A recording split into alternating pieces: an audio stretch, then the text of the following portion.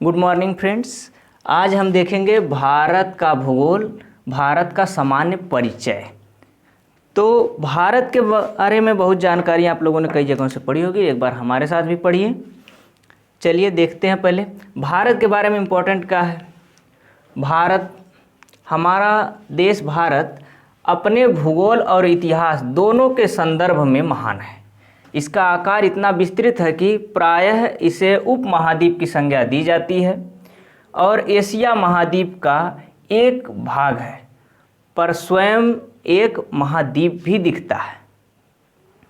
तो ऐसा क्यों है? तो इधर देखिए,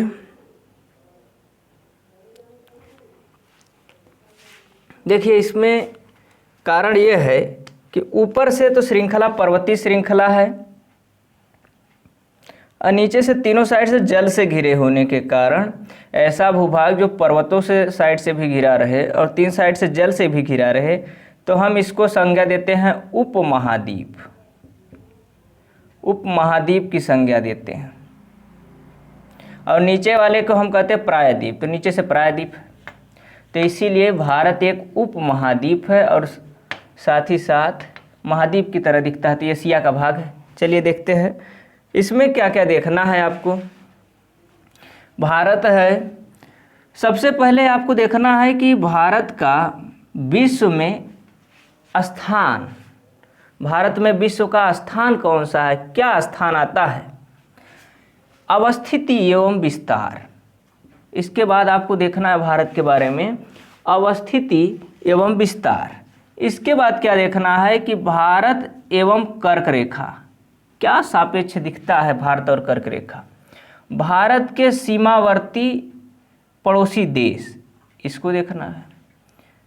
दूरस्थ बिंदु, मतलब भारत का कोना कोना, पिल्लर, पत्थर गाड़ा कि यहाँ से भारत स्टार्ट हो रहा है, ये उत्तरी पॉइंट है, दक्षिणी पॉइंट है, पूर्वी पॉइंट है, पश्चिमी पॉइंट, इसके बारे में दूरस्थ बिंदु।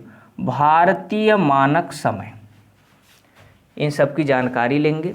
चलिए तो स्टार्ट करते हैं, चलते हैं, देख लेते हैं। ये रहा कुछ थीम।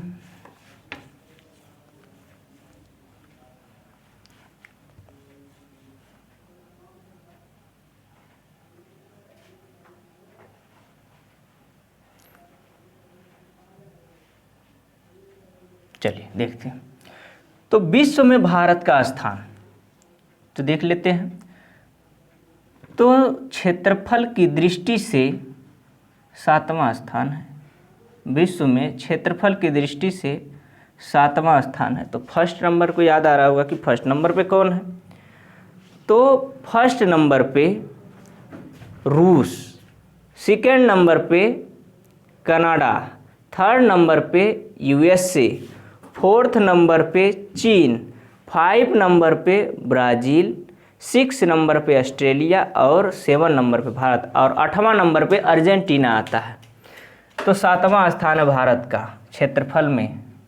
जनसंख्या में देख ले, संपूर्ण विश्व की जनसंख्या का लगभग 17.5% जनसंख्या भारत अपने पास रखा है, जबकि संपूर्ण विश्व के क्षेत्रफल का जो स्थलीय भूभाग का क्षेत्रफल है उसमें मात्र 2.4% भूभाग ही है संपूर्ण विश्व का। यदि हम तो विश्व के समस्त स्थलीय भूभाग के क्षेत्रफल का 2.4% भूभाग रहती कितनी है जनता? 17.5%। 17.5% जनसंख्या निवास करती है। यह जनगणना 2011 के अंतिम आंकड़े हैं, अभी 23 का आना बाकी है। जनसंख्या की दृष्टि से भारत का दूसरा स्थान है, जबकि फर्स्ट स्थान चीन का है। दूसरा स्थान है जनसंख्या की दृष्टि से। तो जनसंख्या की दृष्टि से चीन के बाद दूसरा स्थान है। और क्या है? एशिया महाद्वीप में स्थित दक्षिण एशियाई देश है। तो एशिया महाद्वीप में स्थित है, साथ ही साथ दक्षिण एशियाई का देश है। अब दक्षिण में क्यों है? क्योंकि एशिया को इस तरह से जब बांटोगे इसे करके, तो दक्षिण वाले पार्ट में भारत की आ जाता है।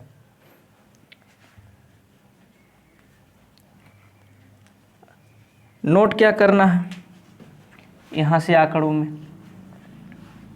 नोट करना है कि भारतीय उपमहाद्वीप के अंतर्गत मालदीव, श्रीलंका, भारत, पाकिस्तान, नेपाल, भूटान, बांग्लादेश सहित 7 देश आते हैं उपमहाद्वीप में।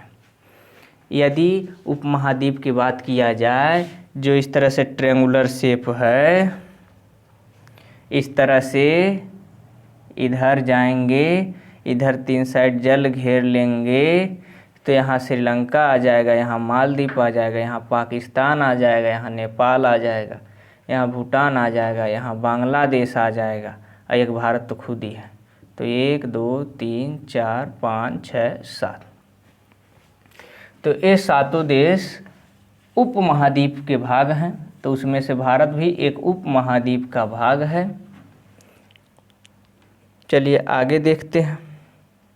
अवस्थिति एवं विस्तार, दूसरा पॉइंट की चर्चा करेंगे।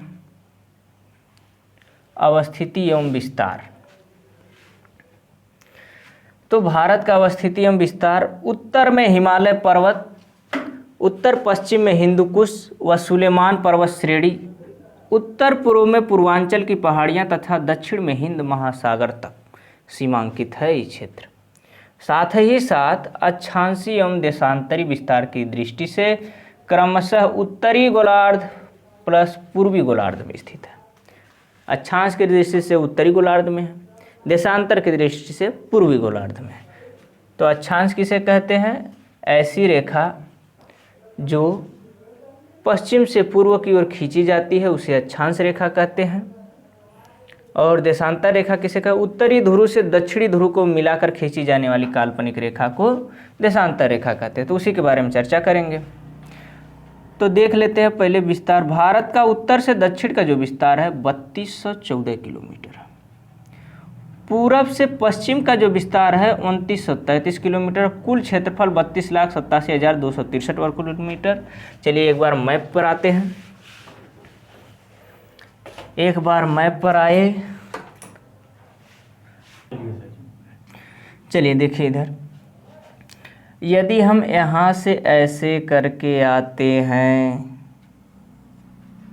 तो यहाँ पर जगह है केप मोरिन, यहाँ पर है लद्दाख के मेन पॉइंट। यहाँ से आएंगे तो ये 3214 किलोमीटर है उत्तर दक्षिण। इसके बाद इधर से जाएंगे ऐसे करके, ऐसे यहाँ तक पहुँचेंगे तो यह कितना है पूरब से पश्चिम वाला? तो यह 2933 किलोमीटर। और संपूर्ण क्षेत्रफल वह निकाल लेंगे तो क्षेत्रफल निकालेंगे तो आ जाएगा 32,87,263 वर्ग किलोमीटर। उत्तर में हिमालय पर्वत है, उस उत्तर पूर्व में पूर्वांचल की पहाड़ियां हैं। पश्चिम में हिंदू कुश पर्वत है, इधर जाने पर पश्चिम में हिंदू कुश है। और सुलेमान और कीर्थर पहाड़ियाँ इसी पाकिस्तान के रेंज में है। और दक्षिण में आपका हिंद महासागर है। दक्षिण में आपका हिंद महासागर है, तो यह इलाका है।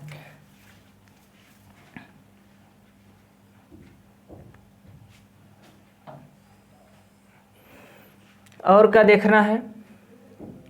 अक्षांशी विस्तार कितना है और देशांतरी विस्तार कितना है। तो भारत का अक्षांशी विस्तार यहाँ से लिया जाए तो 8 डिग्री 4 मिनट, 8 डिग्री 4 मिनट से 37 डिग्री यहाँ तक लिया जाए, 37 डिग्री 6 मिनट, 37 डिग्री 6 मिनट, ये अक्षांशी विस्तार है। तथा इसका देशांतरी विस्तार लिया जाए तो देशांतरी विस्तार है 68 डिग्री 7 मिनट से, यहाँ वाला पॉइंट ऐसे रेखा आएगी 68 डिग्री 7 मिनट से यहाँ पर जो लास्ट पॉइंट है 97 डिग्री 25 मिनट, 97 डिग्री 25 मिनट। यह अक्षांशी और देशांतरी विस्तार है। तो भारत का अक्षांशी विस्तार 8 डिग्री 4 मिनट से 97 degree 8 degree 4 minute 37 degree 6 minute, 68 degree 7 से 97 डिग्री 25 मिनट। ये अक्षांशीय और देशांतरी विस्तार है। तो अक्षांशीय विस्तार कैसे कहेंगे? 8 डिग्री 4 मिनट उत्तरी अक्षांश से 37 डिग्री 6 मिनट उत्तरी अक्षांश तथा 68 डिग्री 7 मिनट पूर्वी देशांतर से 97 डिग्री 25 मिनट पूर्वी देशांतर तक भारत का विस्तार है। इसीलिए इसका क्षेत्रफल चौड़ाई लंबाई मिलाकर देखा जाता है तो 32,87,263 वर्ग किलोमीटर आता है। अक्षांशीय विस्तार और देशांतरी विस्तार। तो अक्षांशीय को याद रखना उत्तरी गोलार्ध में है और देशांतरिक रखना पूर्वी गोलार्ध में है। और का देखने की जरूरत है। भारत में कर्क रेखा, तो ऐसे करके कर्क रेखा जाती है। यह लाइन कर्क रेखा की ऐसे ही जाती है, ऐसे जाती है। तो कर्क रेखा जाती है। कर्क रेखा से क्या क्या क्वेश्चन पूछ सकते हैं? तो सबसे पहले पूछा जाएगा कि कर्क रेखा कितना डिग्री है, तो 23.5 डिग्री। कर्क रेखा कितना डिग्री पर आती है? तो 23.5 डिग्री पर आती है। 23.5 डिग्री उत्तरी अक्षांश, इसी को हम कहते हैं कर्क रेखा। 23.5 डिग्री उत्तरी अक्षांश। और क्या है? यह सूर्य के उत्तरायण का सर्वोत्तम बिंदु है। यानी सूर्य जो यहाँ से इसे टक टक टक टक टक टक चलते आएगा, टकाटक, तो बस इसे टक से छू के फिर इसके आगे नहीं जा सकता। तो सूर्य का उत्तरायण का सर्वोत्तम बिंदु है, जिसे आप जानते हैं 21 जून या 22 जून। जो अधिकतम जाने का समय है 21 जून / 22 जून। तो 21 और 22 जून को इस कंडीशन को देखा जाता है। 21 जून + 22 जून। और क्या देखने की ज़रूरत है? कितने राज्य से होकर जाता है? तो गुजरात है आपका, राजस्थान है, मध्य प्रदेश है, छत्तीसगढ़ है, झारखंड है, पश्चिम बंगाल है, त्रिपुरा है, मिजोरम है। इन स्थानों से होकर के जाता है। तो कई स्थान हो गए? 1 2 3 4 5 6 7 और 8। तो 8 राज्यों से कर्क रेखा गुजरती है। 8 राज्यों से कर्क रेखा गुजरती है। तो कर्क रेखा को कोई नदी भी 2 बार काटती है, तो उससे भी क्वेश्चन बनता है। तो यहाँ पर एक नदी है, ऐसे करके कर्क रेखा को 2 बार काटती है। नदी का नाम है माही। माही नदी कर्क रेखा को 2 बार काट देती है। माही नदी कर्क रेखा को 2 बार काट देती है।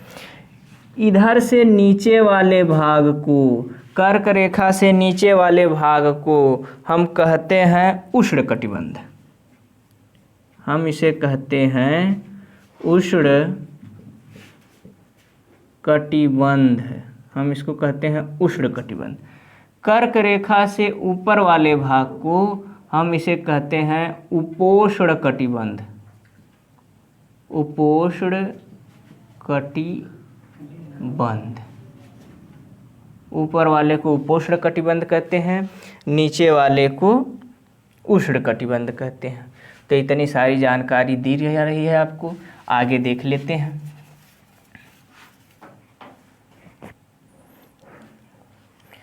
आगे देख लेते हैं। आगे है भारतीय मानक समय। तो भारतीय मानक समय के बारे में, मानक समय वह होता है जहाँ से उस देश की टाइमिंग को डिसाइड किया जाता है। मानक समय वह होता है जहाँ से उस किसी देश की टाइमिंग को डिसाइड किया जाता है। तो मानक समय वो होता है जो देश के विस्तृत भूभाग के लोगों के व्यवहार के लिए स्वीकृति होता है। तो टाइमिंग ही बताएगा और साथ ही साथ और भी इसका यूज है। तो मानक समय देख लेते हैं। मानक समय कहाँ कहाँ से जाता है? तो सबसे पहले यह तो 82.5 डिग्री की रेखा है। 82.5 डिग्री की रेखा है। 82.5 डिग्री की रेखा ऐसे होकर जाती है ऐसे होकर चली जाती है 82.5 डिग्री की रेखा। तो 82.5 डिग्री की रेखा है तो कितने राज्यों से जाती है? तो एक यूपी, दूसरा मध्य प्रदेश, तीसरा छत्तीसगढ़, चौथा उड़ीसा, पांचवा आंध्र प्रदेश। 5 राज्यों से होकर के जाती है। भारतीय मानक समय यह 5.5 घंटा आगे है, ग्रीनविच मीन टाइम से जीएमटी से 5.5 घंटा आगे है। इसी को हम कहते हैं IST जेड भी बोलते हैं। तो इंडियन स्टैंडर्ड टाइम जोन है यह, यहीं से पूरे भारत का टाइम निर्धारित होता है। और का बाबू जानना है इसमें कुछ जगहें जो 82.5 डिग्री से जाती है। तो एक आपका जो है प्रयागराज, उत्तर प्रदेश का प्रयागराज का इलाका, उत्तर प्रदेश का प्रयागराज, मिर्ज़ापुर आदि स्थानों से गुजरती है। यदि कहा जाए कि यहाँ का एक अरुणाचल प्रदेश है और इधर गुजरात का, कितने घंटे का अंतर होता है? तो गुजरात और अरुणाचल प्रदेश में 2 घंटे का अंतर हो जाता है, 2 घंटे का अंतर हो जाता है यदि इस कोना से इस कोना के। तो इसीलिए एक अलग टाइम जोन की मांग हो रही है और इलेक्शन में मुद्दा भी बना था। आगे देख लेते हैं दूरस्थ बिंदु क्या होता है। दूरस्थ बिंदु तो बताया ना कि 37 डिग्री 6 मिनट उत्तरी अक्षांश, 68 डिग्री 7 मिनट और 97 degree 25 minute, 97 degree 25 minute, 97 degree 25 minute. और नीचे वाला है आपका 8 डिग्री 4 मिनट। और यहाँ पर भी है निकोबार, अंडमान निकोबार, तो यहाँ पर है 6 डिग्री 45 मिनट, 6 डिग्री 45 मिनट यह पॉइंट है। तो सबसे उत्तरी बिंदु को हम लोग कहते हैं इंदिरा कॉल, सबसे उत्तरी बिंदु को हम लोग क्या कहते हैं? इंदिरा कॉल। और सबसे दक्षिणी बिंदु को हम कहते हैं केप मोरिन, इसको हम कहते हैं केप मोरिन, इसको हम कहते हैं केप मोरिन, कन्याकुमारी तमिलनाडु में है। ये सबसे दक्षिण वाला है, दक्षिणी बिंदु। उत्तरी कहाँ है? तो उत्तरी इंदिरा कॉल, इंदिरा कॉल से केप मोरिन। यदि कहते सबसे दक्षिणतम बिंदु, तो सबसे दक्षिणतम बिंदु ये है, इसका नाम है ग्रेट निकोबार या इंदिरा पॉइंट।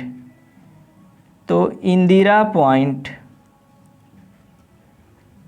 इसको हम कहते हैं इंदिरा पॉइंट, यह इंदिरा पॉइंट। तो इंदिरा कॉल से इंदिरा पॉइंट सबसे दक्षिण में ही है।